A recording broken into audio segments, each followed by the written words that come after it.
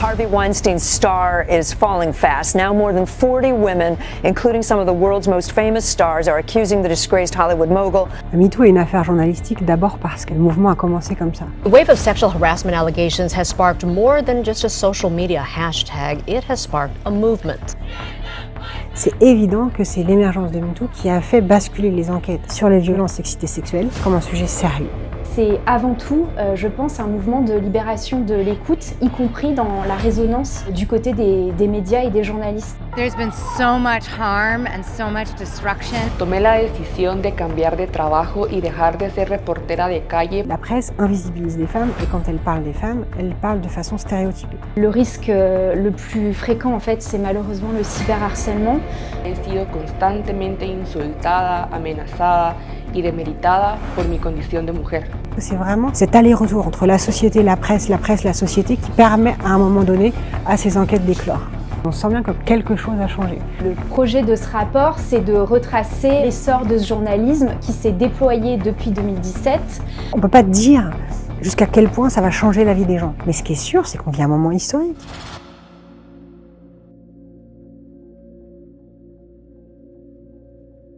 Le mouvement planétaire MeToo s'est déclenché principalement en 2017 à partir d'une enquête du New York Times. Dès le départ, en fait, il y avait le rôle des journalistes qui était très important dans l'accompagnement de ce mouvement. Et finalement, c'est pas si fréquent qu'un mouvement social comme MeToo démarre avec une enquête journalistique, un double travail journalistique du New York Times et du New Yorker à propos du producteur américain Harvey Weinstein. On a beaucoup dit que MeToo c'est un mouvement de libération de la parole, mais c'est avant tout, je pense, un mouvement de libération de l'écoute, y compris dans la résonance du côté des médias et des journalistes. On part de très très loin car la presse est un des lieux de pouvoir, et comme dans tous les lieux de pouvoir, en fait, est complètement traversé par les rapports de domination, et notamment par les rapports de domination de genre, en fait, et dans sa couverture médiatique et dans ses rédactions. Ce journalisme qui s'est déployé partout sur la planète a aussi engendré des changements, des adaptations et des questionnements hyper importants dans les pratiques journalistiques. On sent bien que quelque chose a changé.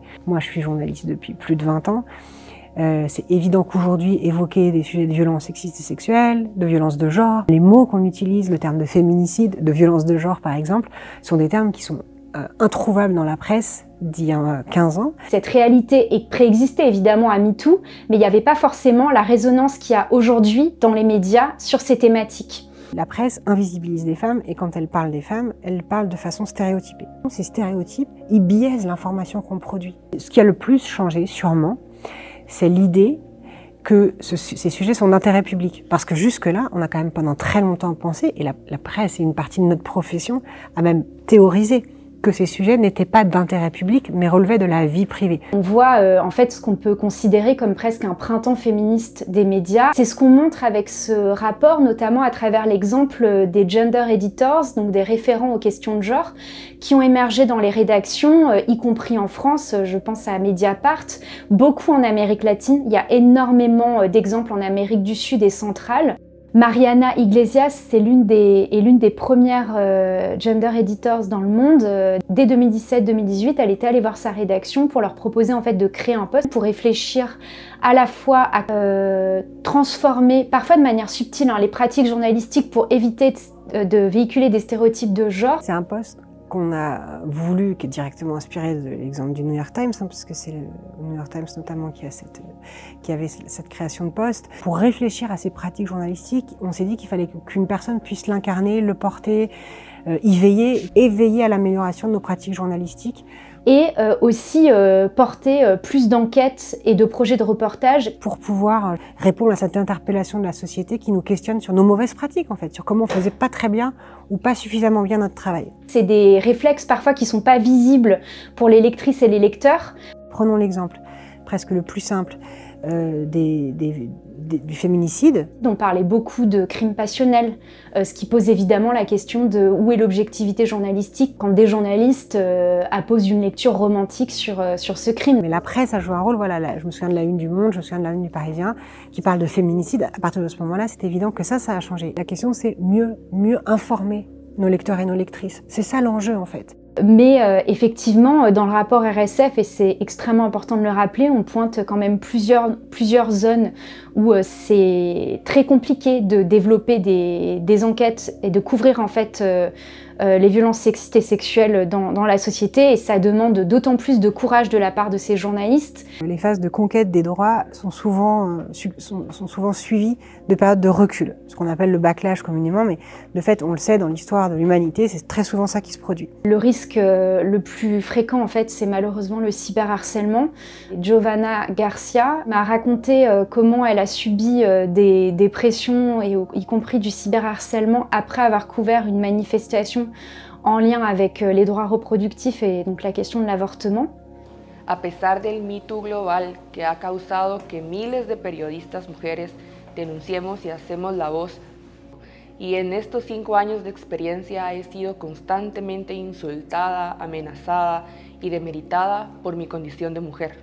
En 2020, cuando trabajaba en la revista feminista Ruda, junto a mi compañera Mercedes Baides, fuimos asediadas e insultadas únicamente por realizar cobertura a las manifestaciones alrededor del 28 de septiembre, Día Mundial por la Despenalización del Aborto. Además de los insultos, en mi caso particular, también fui amenazada de violencia sexual a través de mi cuenta de Instagram. Très souvent c'est anonyme et c'est des menaces qui prennent très rapidement une tournure sexiste. Ese mismo año, en noviembre, mientras realizaba mi trabajo cubriendo las manifestaciones de la ciudadanía en contra del presupuesto nacional, fui golpeada con un tubo de hierro en el cuello por un manifestante que me acusó de infiltrada únicamente por portar en mi muñeca un pañuelo morado, símbolo de la lucha feminista. Elle n'a pas arrêté le journalisme, mais elle a décidé, elle m'a expliqué pendant un temps, d'avoir plus un travail de desk. Tomé la decisión de cambiar de trabajo y dejar de ser reportera de calle para evitar la exposición. Además, dejé de tocar temas en mis redes sociales sobre el movimiento feminista y mujeres, lo cual hizo que redujeran los ataques. Ça fait aussi partie des entraves à la liberté de la presse, de pousser un peu sur le banc de touche des reporters dont on a besoin de lire le travail, comme par exemple cette consoeur guatémaltèque. Sex for grades. University professors sexually harassing and blackmailing their students. Kiki Mordi a travaillé sur les cas de harcèlement sexiste et sexuel et aussi des cas d'agression perpétrés dans les universités nigérianes. Elle a contribué à rendre audible en fait la parole des victimes. Après la parution du documentaire, elle a subi de nombreuses menaces, du cyberharcèlement. Elle a dû déménager plusieurs fois jusqu'à finir par décider en fait de s'exiler à Londres, où aujourd'hui elle évolue plutôt dans le milieu de la fiction. Les violences sont tellement structurantes dans la société que cette résistance s'exprime par un accroissement des violences sur les femmes. On ne peut pas s'attaquer à un fait social aussi structurant des rapports humains et ne pas s'attendre à des résistances. Et voilà, moi je pense qu'on est exactement dans ce moment, c'est-à-dire que ça secoue, ça bouleverse, ça tiraille. Il y a des oppositions qui s'organisent. Il y a un mouvement très puissant de la société et des résistances qui s'organisent, et cette résistance-là, elle se manifeste aussi dans le champ médiatique de manière tout à fait logique.